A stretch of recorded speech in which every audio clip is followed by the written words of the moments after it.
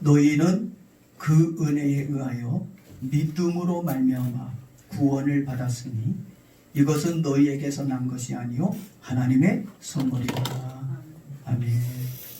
은혜라는 말이 거저받았다, 대가 없이 받았다는 얘기입니다. 우리는 하나님께 범죄해서 우리는 70, 80 그리고 죽고 나면 영원히 지옥에 가서 살 수밖에 없는 죄인들입니다. 그런 죄인들에게 하나님이 그 아들 예수님을 이 땅에 보내주셔서 그 아들 예수님이 우리의 죄를 짊어지셨어요. 죄를 사해 주셨다는 말을 지난번에 속량이라고, 구속이라고 했습니다. 하나님께서 우리에게 예수 그리스도의 피값으로, 돈으로, 은과 금으로 우리가 용서받은 것이 아니에요. 우리가 용서받은 건 예수님의 피로. 왜 우리가 이 자리에 나와야 됩니까? 친구도 만나야죠. 6일간 일하고 힘들었는데 월요일은 좀 쉬어야 되지 않습니까? 우리는 어머니, 아버지의 유전인자를 가지고 태어났습니다. DNA를, 육체의 DNA를 가지고 태어났어요. 다시 말하면 아담의 후손으로, 우린 죄인으로 이 세상에 태어났습니다. 이제는 우리가 예수 그리스도를 통해서 이제는 새 생명을 얻어야 될 줄로 믿습니다. 이걸 가리켜서 뭐라 그래요? 거듭난 거예요. 예수님을 통해서 오늘 우리가 거듭나야 합니다.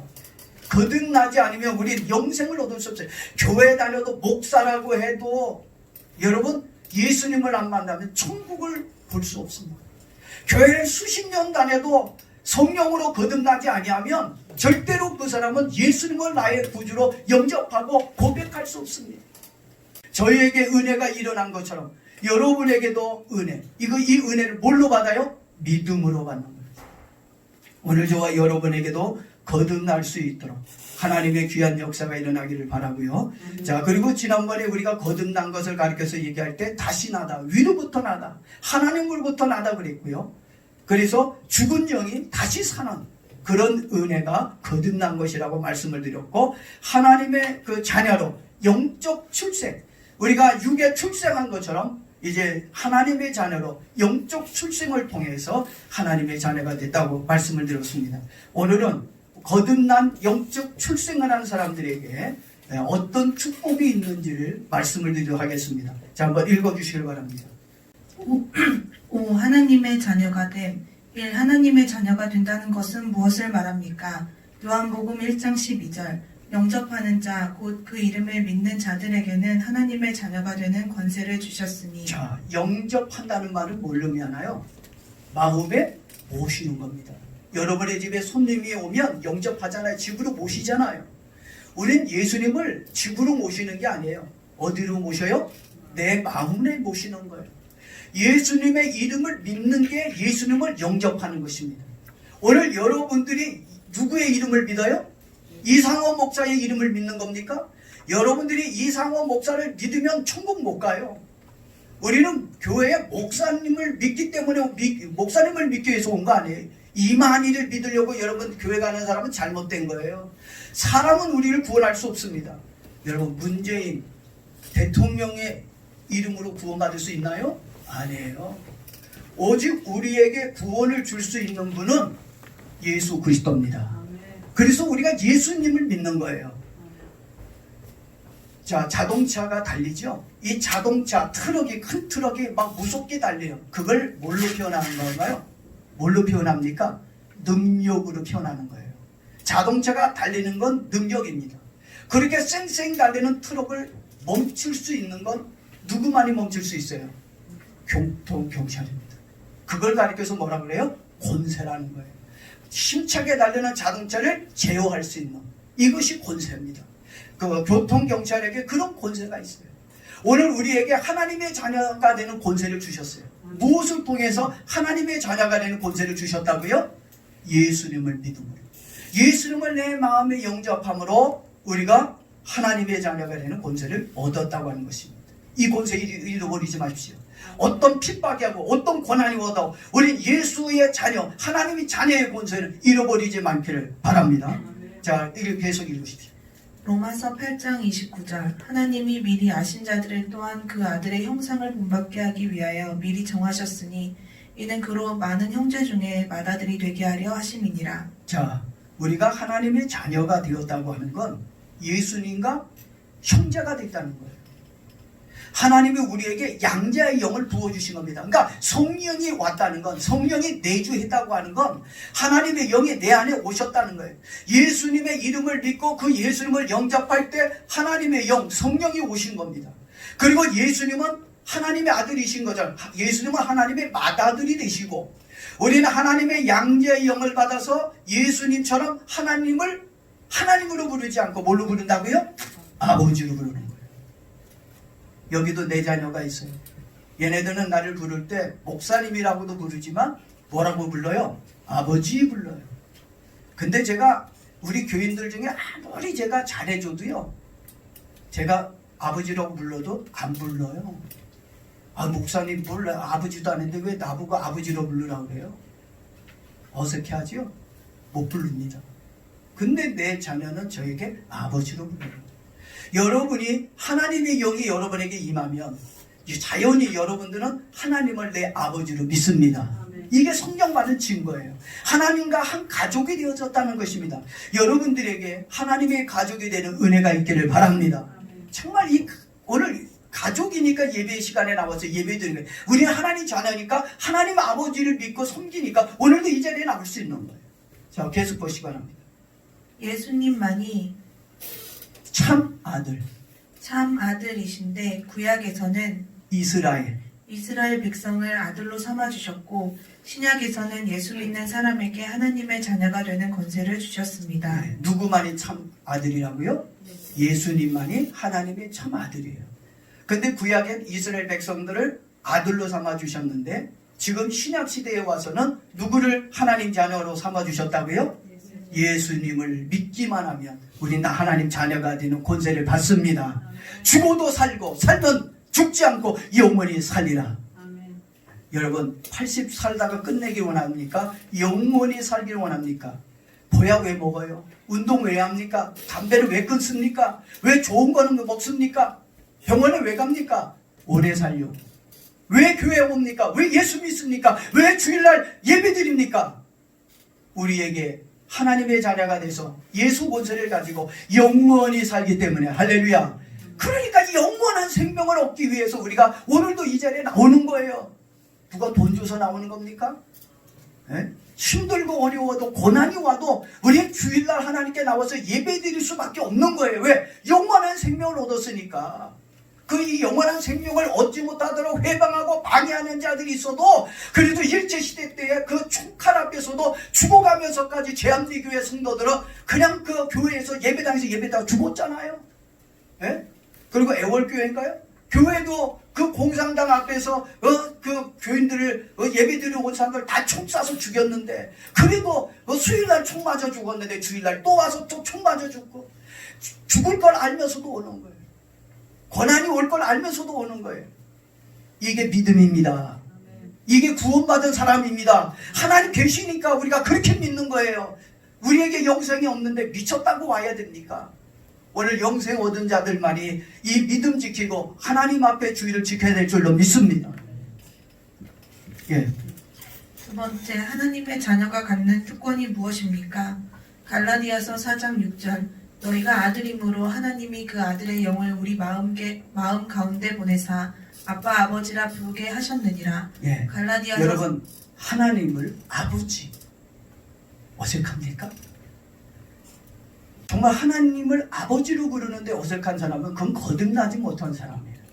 거듭난 사람. 하나님의 성령이 내주하면 성령이 내 안에서 하나님을 아버지로 부르도록 만든다고 그랬어요. 그 은혜가 있기를 바랍니다. 예. 갈라디아서 또 보세요. 갈라디아서 4장 7절 그러므로 네가 이후로는 종이 아니요 아들이니 아들이면 하나님으로 말미암아 유업을 받을 자니라. 예. 우리가 범죄하고 타락해서 하나님 앞에서 이제 에덴 동산에 쫓겨났을 때는 우린 종입니다. 죄의 종이에요. 죽음의 종이고 지옥의 종이었습니다.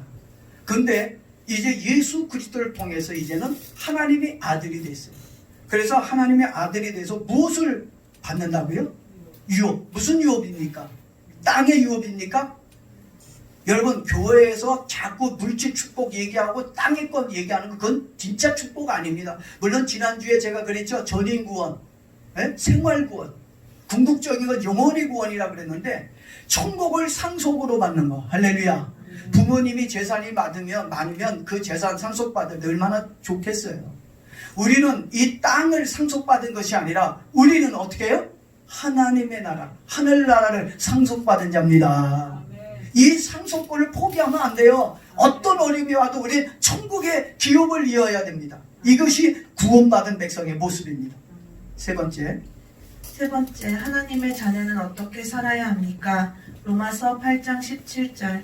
자녀이면 또한 상속자 곧 하나님의 상속자요 그리스도와 함께 한 상속자니 우리가 그와 함께 영광을 받기 위하여 고난도 함께 받아야 할 것이니라. 자, 예수 믿는 사람은 축복만 있고 영광만 있는 게 아니에요. 뭐까지 있어야 돼요? 고난도 있다는 얘기입니다. 예수님도 그 고난을 통해 십자가의 고난을 통해 우리를 구원했어요. 초대교회도 예수 믿는다고 얼마나 핍박했습니까? 전도하지 말라, 예배드리지 마라. 그래도 초대교회는 목숨 걸고 예배드리고 복음 전했습니다. 지금 우리도 마찬가지예요. 똑같은 상황입니다.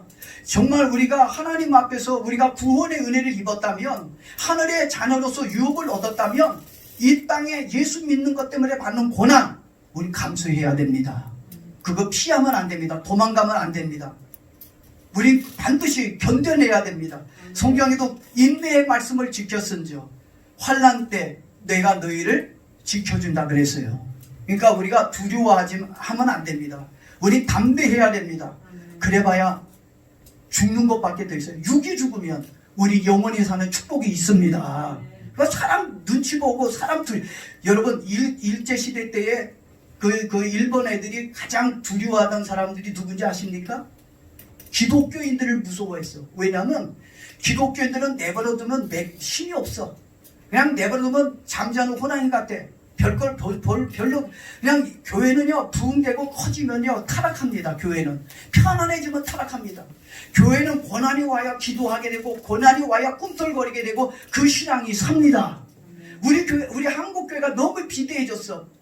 그래서 성인병이 걸려가지고 하나님이 지금 우리 한국 교회를 잠자는 우리 한국 교회를 깨우는 거예요. 지금 제가 보니까 그만 자고 일어나. 성인병에 걸려서 제가 살 엄청 쪘을 때는요 저 참 많이 움직였어요. 많이 운동. 근데 어느 날부터 먹고 눕고 하니까 막 몸이 85kg, 지금 70kg인데 그냥 살쪘어요. 비대해지니까 막 병도 오는 거예요. 지금 우리 한국 교회가 너무 비대해졌습니다. 너무 자기밖에 몰라요. 하나님의 사랑을 실천하며 사는 건 하나님의 말씀을 실천하기 위해서가 아니라 나를 나타내기 위해서. 지금 뭔가 성경 말씀대로 살아야 되는데 그렇지 못하니까 하나님이 한국교회를 지금 걷어차고 있는 거예요. 베드로가 자고 있을 때 걷어차잖아요. 감옥에서. 요나가 배 밑창에 자고 있을 때 깨라고 일어나 깨웠지 않습니까? 오늘 하나님이 한국교회 너무 병들고 잠들어 있으니까 사랑을 살리려고 그래서 지금 고난을 주시는 거예요. 이 고난을 우리 견뎌야 됩니다. 견디면 정말 건강한 몸을 유지하는 것처럼 우리 한국교회가 다시 한번 하나님의 은혜로 이 고난을 통해서 다시 한번 부흥의 역사가 일어날 줄로 믿습니다. 그래서 3일 만세 운동이 일어난 거예요. 교회만 안 건드렸으면 3일 만세 운동이 일어나지 않았어요.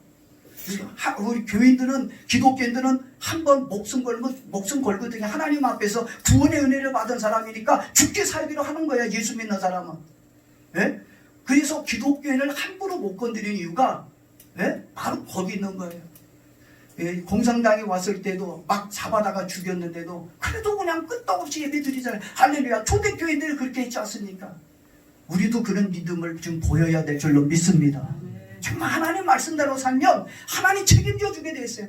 우리가 진실하게 살면 하나님은 분명히 그들의 마음에도 저 사람들 정말 진짜 믿는구나, 진실하게 사는구나, 정말 저들이 모범을 보이려고 하는구나, 그런 모습, 진실한 모습을 우리가 세상 사람들에게 보여줘야 됩니다. 잘난 체하고 가진 거 많다고 그러고 그것이 결국은 우리에게 이런 고난으로 다가온 것입니다.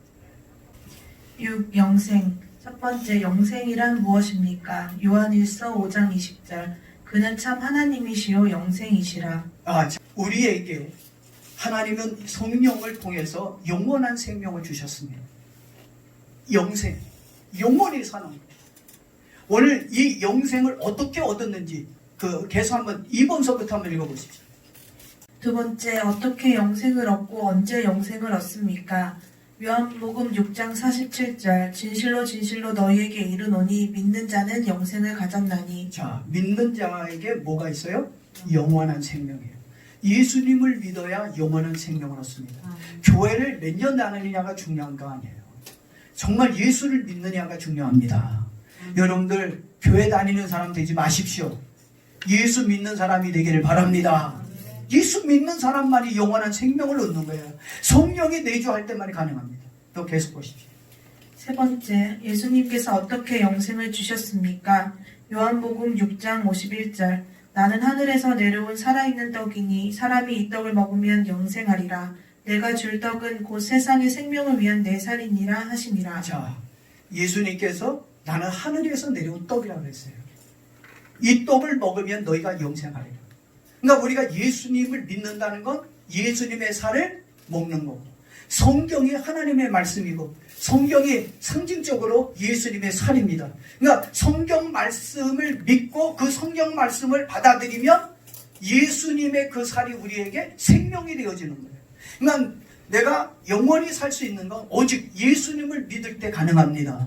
예수님을 안 믿으면요, 목사라도 예수님을 안 믿어. 왜 목사가 어떻게 예수님을 안 믿어? 요즘 목사도요, 무당도 배워서 하는 무당이 있죠. 신 내려서 하는 무당도 있지만, 목사도 신학교 가서 공부해서 목사 된 사람 말이야. 하나님 만나서 목사가 돼야 되는데, 하나님 안 만나고 목사가, 이 세상에 가장 무서운 사람이 누구냐? 하나님을 안 만난 목사가 가장 무서워. 이만희 같은 사람들 다 사기치잖아요. 거짓말하고 사람들이 종말 얘기하면서, 종말 얘기하는 사람이 뭔 돈을 그렇게 필요로 해. 종말을 얘기하는 사람은 정말 오늘 먹을 거 있으면 할렐루야 감사하고, 남에게 손 안 벌리고 쓸 수 있는 거 있으면 감사하지, 뭘 그렇게 잔뜩 쌓아놓고 살아요. 이렇게 자꾸 거짓말하고 착복하고 자기 사람들의 주머니에, 교인들 주머니에는 돈을 뜯어 자기 주머니에 넣으니까 문제가 되는 거예요. 오늘 예수님의 말씀만이 우리에게 생명이고 떡입니다.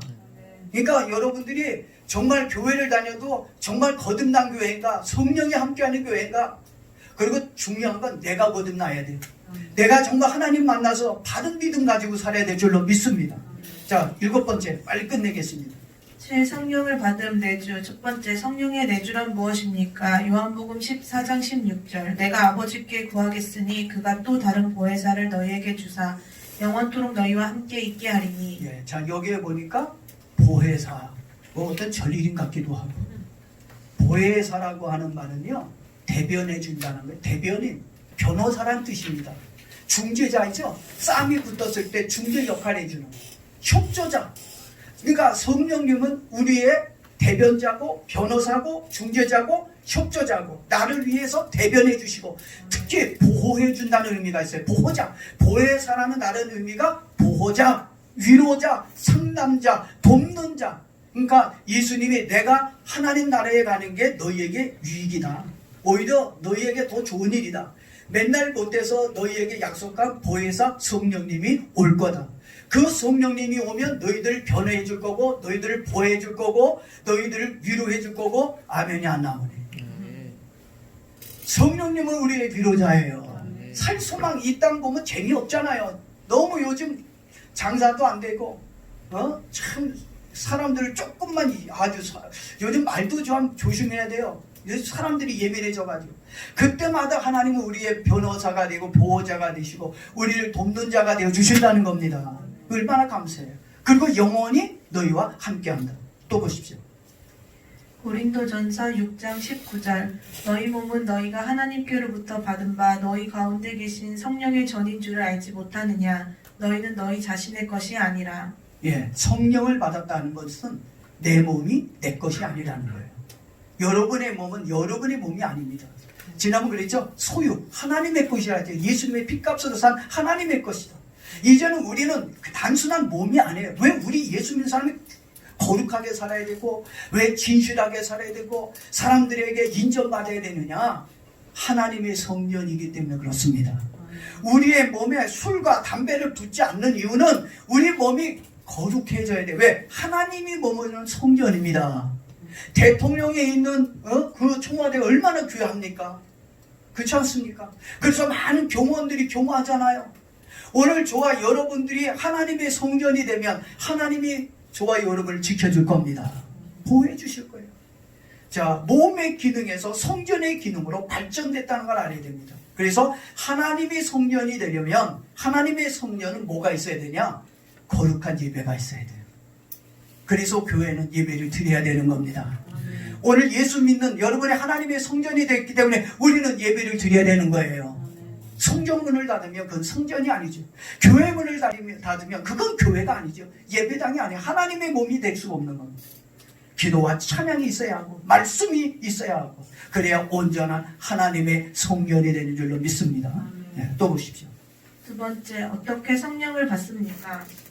에베소서 1장 13절, 그 안에서 너희도 진리의 말씀 곧 너희의 구원의 복음을 듣고 그 안에서 또한 믿어 약속의 성령으로 인치심을 받았으니. 자, 우리가 하나님 앞에서 진리의 말씀, 하나님의 말씀, 구원의 복음을 들어야 돼요.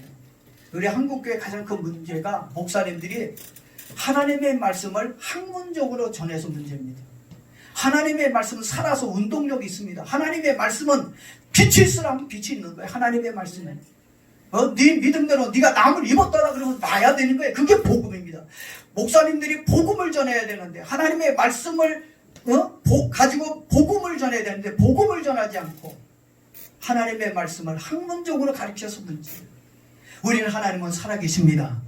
우리의 기도도 하나님이 지금도 응답하십니다. 그게 복음이에요. 성령의 인치심, 성령의 역사가 있으면요 죽음 앞에도 두렵지 않습니다. 제가 여러분 다윗이 골리 앞에 섰을 때 성령의 인치심이 있었으니까 그 약한 다윗이 골리 앞에 설 수 있죠. 우리 얼마나 약합니까? 연약한 존재예요. 근데도 불구하고 담대할 수 있는 건 성령이 우리를 만지고 계시고 성령이 역사하면 우리에는 두려움도 없어지고 담대한 마음이 생깁니다. 성령의 역사가 일어나지 않아요. 자, 그 다음에 보시죠. 사도행전 2장 38절, 베드로가 이르되 너희가 회개하여 각각 예수 그리스도의 이름으로 세례를 받고 죄사함을 받으라. 그리하면 성령의 선물을 받으리니. 예, 예수 그리스도의 이름으로 뭐 하라고요? 회개하라는 얘기입니다. 제가 이와 같은 어려움이 온 게 우리 한국교회가 하나님 앞에서 바르게 못 살아서 진짜 지금 하나님 앞에 우리 모여서 뭐 해야 됩니까? 회개해야 되는 거예요. 뭐 누구 잘못됐다 누구 막 욕하고 대통령 욕하고 누구 욕할 이유가 없어요. 우리의 죄입니다. 오늘 우리가 하나님 말씀대로 살지 못한 우리의 죄입니다. 하나님 앞에서 우리가 회개해야 돼요. 회개하지 않으면요 살아남을 수가 없어요. 죄의 사함을 받아야 뭘 받아요? 성령을 선물로 받는 거예요. 여러분이 성령에 임할 때 회개하고 죄 사함을 받았기에 성령이 선물로 온 줄로 믿습니다. 그 다음에 세 번째, 성령을 받은 결과가 무엇입니까? 에베소서 4장 30절, 하나님의 성령을 근심하게 하지 말라. 그 안에서 너희가 구원의 날까지 인치심을 받았느니라. 자, 우리를 구원하신 분은 성령님이십니다. 내가 예수 믿을 수 있는 것도 성령의 역사고 내가 죽었다가 다시 부활할 수 있는 것도 성령의 역사고 원수들과 대적해서 싸울 수 있는 용기를 주시는 분도 누구예요? 성령님이에요. 우리의 구원의 모든 역사를 우리의 영원한 생명까지 이끌어가는 분은 성령님이십니다. 그래서 그분을 근심하게 하지 말라는 거죠. 죄 짓게 되면 성령님을 근심하게 되는 거예요. 여러분, 이 인침을 받았다고 하는 말은요, 이거 법적인 용어잖아요. 법적 효력이 있다는 얘기입니다. 이 계약을 찍는다는 게 하나님과 계약을 찍은 거예요. 도장을 찍은 겁니다. 우리의 구원은 보장될 줄로 믿습니다. 자, 보십시오. 고린도전서 12장 13절, 우리가 유대인이나 헬라인이나 종이나 자유자나 다 한 성령으로 세례를 받아 한 몸이 되었고 또 다 한 성령을 마시게 하셨느니라. 예, 성령이 아니면 하나가 될 수 없다. 종이나 또 남자나 여자나 자유자나 성령으로 하나가 될 수 있어요. 우리 교회가 하나가 되고 이 민족이 하나가 될 수 있는 건 성령으로 역사가 이루어질 때 믿음으로 하나가 될 수 있습니다. 여러분 성령 받아 같은 믿음으로 하나님을 잘 믿고 섬김으로 영원한 천국을 소유하는 저와 여러분 되어지기를 바랍니다. 기도할